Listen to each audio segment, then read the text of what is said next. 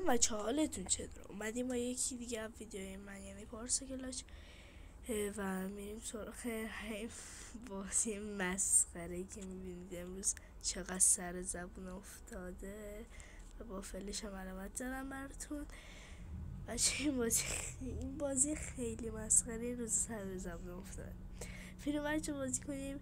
پسرش هم مثل این که اومده احمقولی. حالا بریم زنگ بزنیم هر دوتاشون ببینیم چی میگن و ببینیم چی میشه. اول من مقولی رو میزنم، همین دو لازمه یک کلیک فقط روشون یا اول فصل.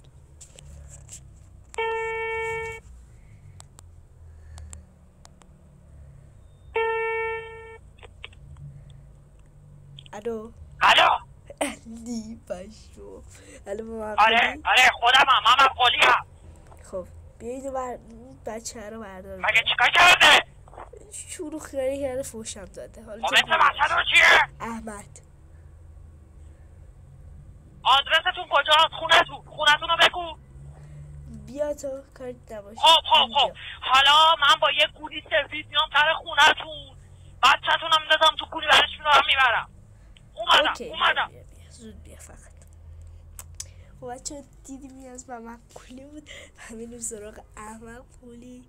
یا علی این دوست آدم صورتش نگاه میکنه میترسه.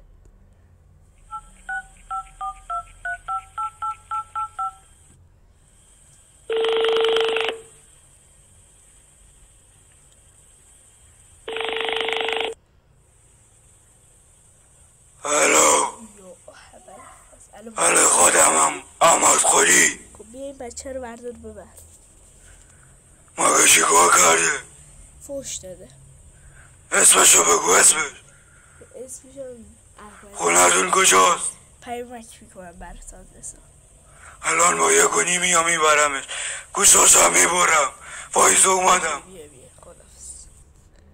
یا اول فصیله ازن کلا از سر گذاشتن دیگه. مرسی که با من تا اینجا ویدیو بدین. لایک، کامنت و سابسکرایب یادتون نره و تا ویدیو بعدی من خدا نگهدار.